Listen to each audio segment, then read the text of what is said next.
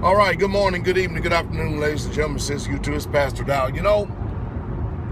I'm sitting here meditating still and thinking about the meetings. We had a very successful meeting there in Wilmington, North Carolina. Some people was able to get delivered, literally get delivered and set free, as well as, the truth start to break a lot of yokes. And those yokes that it was breaking is religious yokes. But I clearly see, because y'all have to understand, I've come out of her. I have been separated and live a separated life. I've been doing this for like 17 years. And so I'm somewhat out of touch with the hypocrisy, the way people act, the veneer that people put on when they're religious.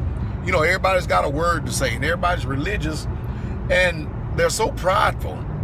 They really, truly are. People are so prideful, they don't even realize that they don't know anything. They don't realize that they know nothing, if you understand what I mean. They know nothing at all. And of course, I understand that, because when you believe something, it's truth because you believe it. But even as I sit and I think about the Amish and the Mennonites and stuff, no matter how much truth you bring to those people, and no matter how much Bible you quote, if that Bible goes against tradition, if it goes against doctrine that they preach and teach, then they throw out the Bible, throw out the truth in favor of tradition and doctrine and their religion. Same thing goes on with these people in the city. These people are literally blind. Christianity, man, it's got to be, I'm telling you, that thing is more powerful than heroin and more powerful than crack. Because, these people are totally blinded. You can sit there and put the truth right in front of these people's face and let them read it. And they will sit and still try to contend as if they're arguing with you. You tell them, here, read this verse. Read this passage right, and now explain it to me. And if that passage disagrees with their religious upbringing, if it disagrees with their theology, if it disagrees with church doctrine and bylaws, if it disagrees with their tradition, they throw it out. They just use the Bible as an inspirational book. That's it. That's what Christianity and religion does. They use it's not necessary for life. It's an inspirational book for them. And they get inspiration, they get inspired, they quote verses, and they deceive each other with these verses. They get their emotions, their feelings up, but they're not going to live it.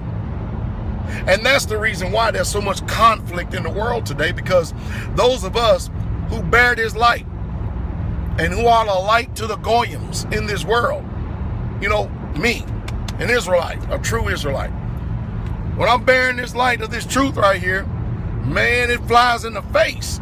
Tear down all the sacred cows of religion, tradition, and doctrine. And I sit and watch people squirm.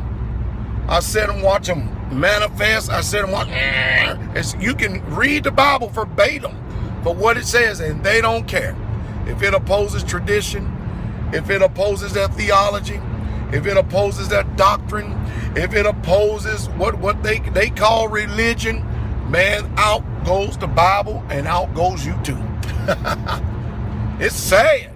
The training process, the way that people have been conditioned, and yet and still they hold the book. Look, I figured it out. They only use the Bible to support their religion. They only use the Bible to support their traditional beliefs.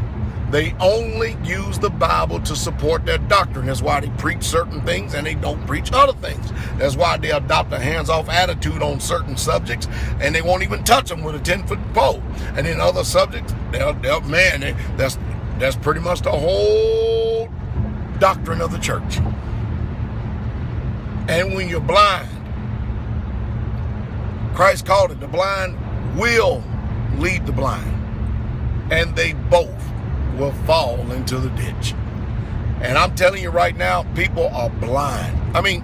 Watch this. A simple acid test. What day is the Sabbath day? In the same vein, did God bless the seventh day and call it the Sabbath? Or did he bless the first day, Sunday, Did he change? I mean, after all, does God change? Did he institute Sunday? Did he repeal the Sabbath in favor of Sunday? Did he? If not, then what the hell are you doing? You have transgressed the law, because sin is transgression of the law. I know you Christians, you ain't under the law until it's time to start talking about tithes and offering. I tell you, man, the buffoonery is just utterly appalling. It really is. I'm telling you, man, when you can be a part of a religion that will oppose the written word of what is truth, and you disagree with that word sitting right in front of you, and you can do religion, tradition, and truth, you know that you are in the religion of anti-Messiah. And that's the truth, and that's the truth straightway. Guess what? My word, come out of her.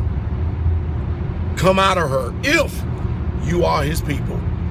If you're not his people, don't worry about it. And if you don't like what I said, hey, exercise some autonomy, okay? Keep your peace. Turn the channel and go another way. And don't worry, but be happy. Go back to sleep. I mean, after all, it's more comfortable that way.